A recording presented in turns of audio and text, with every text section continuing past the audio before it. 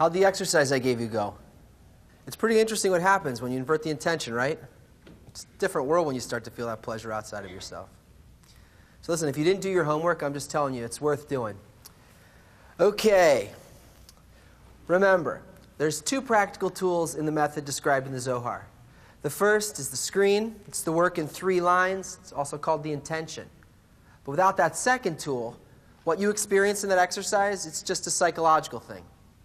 Now let's look at the second one. It's called love your friend as yourself. Here's what we know. Love your friend as yourself is the one idea that the human race has in common. I mean, every religion has some kind of version of it. It's this ethical arrangements of the world societies, they're all based on it. What's yours is yours, what's mine is mine, but I should treat people the way that I want to be treated. If I do good things for people, they'll do good things for me. So we do nice actions. Even if we don't really love the other person, we do these nice charitable acts. You can see how this works. I mean, throughout the ages, we've ended hunger, we've wiped out disease, we put an end to armed conflicts. Everywhere, we brought about a brotherhood of man. And that's why we teach it to our children. We want them to get along, right?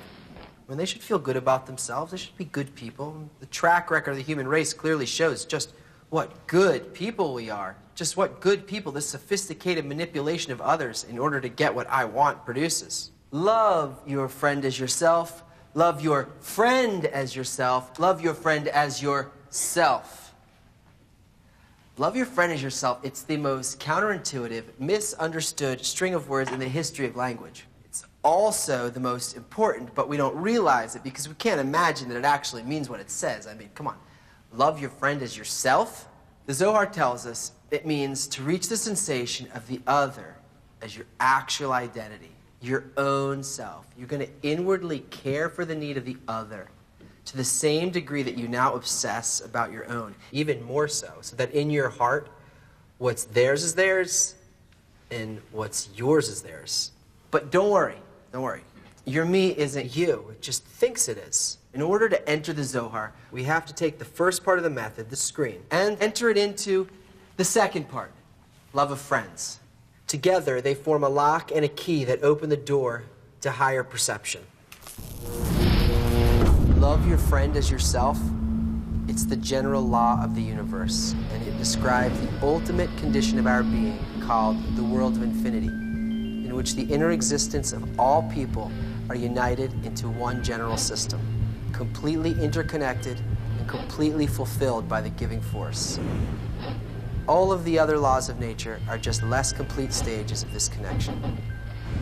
In the reading and the study of the Zohar, we work to simulate this configuration in the intention we bring to the others studying along with me.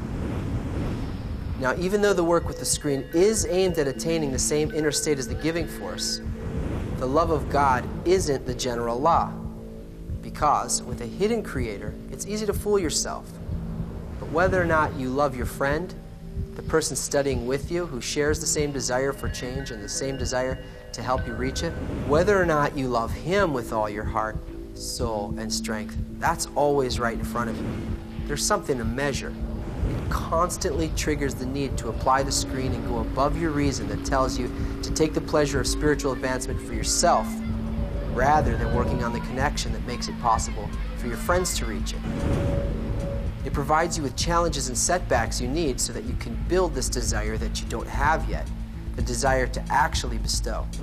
The work in transformation isn't about the individual and his screen reaching enlightenment, but about the connection between us that brings fulfillment to the whole. When this starts to happen, we're actually ascending. We're entering the upper system. In that state, there's no difference between loving the friend and loving the Creator. In fact, it's the only way to reach what we call the love of God. That's the way we reconstruct the supreme law of nature in our heart, and we begin to ascend to the upper worlds, because a man's life is where his heart is. When you're doing that work with and for others, it doesn't matter what you do or don't understand when you read. Knowledge simply doesn't matter. It's because this inner effort you're making, it's lined up with the correct matching intention to the thought behind the text. And because of that, it's possible to draw direct lines between your inner state in that effort and what the book is saying. Then you can feel that tender, life-giving light of correction in the book. It's as though you're putting on 3D glasses and you can see this ordered dimension that used to be obscured by logic of a person's self-centered desire. This experience is no more bound by the covers of a book any more than your life is contained just within your body and your personal needs. That's where humanity's headed, one way or another, and you might as well know what's going on. That's almost everything you're going to need to know. So if you want to enter the Zohar, now you can, as long as you remember what you learned in this course.